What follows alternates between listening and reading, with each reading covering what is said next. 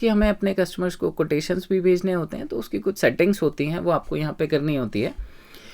ये by default settings आती है, आप चाहें तो इसी को यूज़ करके कंटिन्यू कर सकते हैं या फिर आप अपनी सेटिंग कर सकते हैं। एस्टिमेट जो होगा उसका प्रीफिक्स क्या होगा, जो भी आपका नंबर स्टार्ट होता है वो शुरू कहाँ से होगा, उसके पहले आगे क्या लगा होगा, तो EST डैश लगा होगा हमेशा। नेक्स्ट एस्टिमेट नंबर क्या होगा, 14।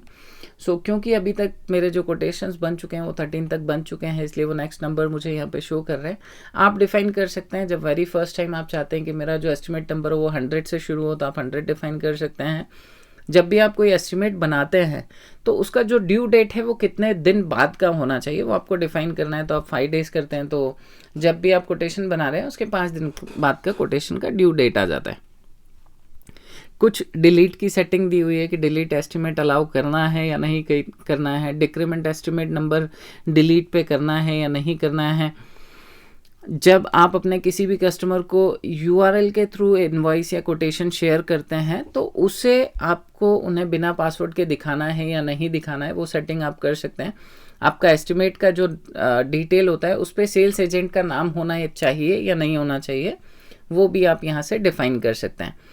आपका एस्टिमेट नंबर का फॉर्मेट क्या होना चाहिए, ओनली नंबर, जो आपने यहाँ पे प्रीफिक्स दिया है वो तो होगा ही, बट उसके बाद आपको सिर्फ नंबर चाहिए या फिर पूरा ईयर चाहिए 4 डिजिट में, देन स्लैश करके नंबर, या फिर नंबर देन ईयर, या फिर नंबर के साथ में मंथ और ईयर दोनों। आप अपने जो भी कोटेशंस बना रहे हैं उसके साथ में पेमेंट डिटेल क्लाइंट को भेजना चाहते हैं या नहीं भेजना चाहते हैं वो आप डिटेल कर सकते हैं। बैंक डिटेल्स भेजना चाहते हैं, प्रिंट करना चाहते हैं या नहीं, उसकी भी आप सेटिंग यहाँ से कर सकते हैं। क्लाइंट के लिए आप एक डिफ़ॉल्ट नोट यहाँ से बना सकते हैं और एक default terms and condition define कर सकते हैं। टर्म्स एंड कंडीशन के लिए आपके पास टेम्पलेट्स भी अवेलेबल होते हैं जो आप क्रिएट कर सकते हैं और हर कस्टमर के लिए अलग अलग यूज़ कर सकते हैं, पर ये एक डिफ़ॉल्ट होता है जो भी आप क्रिएट करते हैं। तो यहाँ से आपके पास वो पिक हो जाता है, आपको इसे सेव करना होता है, आप सेव करते हैं, आपकी सेटिंग सेव हो जाती है। उसके बाद होता है टेक्स्ट सेटिंग। टेक्स्ट सेटिंग आपको सिर्फ एक बार करनी होती है।